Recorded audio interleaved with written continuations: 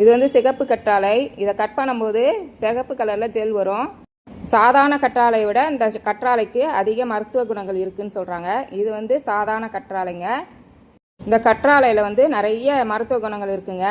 நம்ம இந்த கட் பண்ணி அதை ஜெல்லை எடுத்து நம்ம தலையில் தடவிட்டு ஊற வச்சு குளிக்கலாம். முடிக்கு ரொம்ப நல்லது. இது வந்து முசுமுசுக்கை செடி. இந்த இலையை பறித்து நம்ம மிக்சியில் அரைச்சிட்டு தோசை மாவில் கலந்து சுட்டு சாப்பிட்லாம். ரொம்ப நல்லாயிருக்கும்.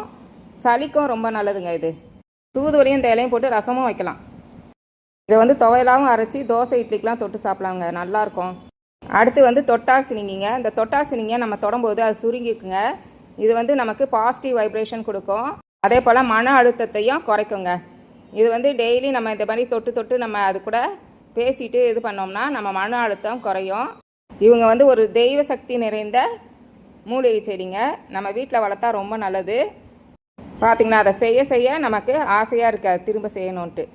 அதுக்கப்புறம் இது வந்து வெற்றிலைங்க. இந்த வெற்றிலை வந்து அதிக அளவில் மருத்துவ குணம் இருக்குங்க. இந்த வெற்றிலை வந்து ஜீரண சக்திக்கு நல்லது. அதே போல் சளி இருமலுக்கெலாம் ரொம்ப நல்லது. நெஞ்சு சளி இருந்தால் இந்த வெற்றிலை கூடயே கற்பூரவல்லி, துளசி, மிளகு, சீரகம், பூண்டு, பெருங்காயம், ஓமம் இது எல்லாத்தையும் போட்டு அரைச்சி வடிகட்டி வாரத்துக்கு ஒரு நாளாவது குழந்தைங்களுக்கெலாம் கொடுத்தோம்னா அடிக்கடி சளி பிடிக்காதுங்க.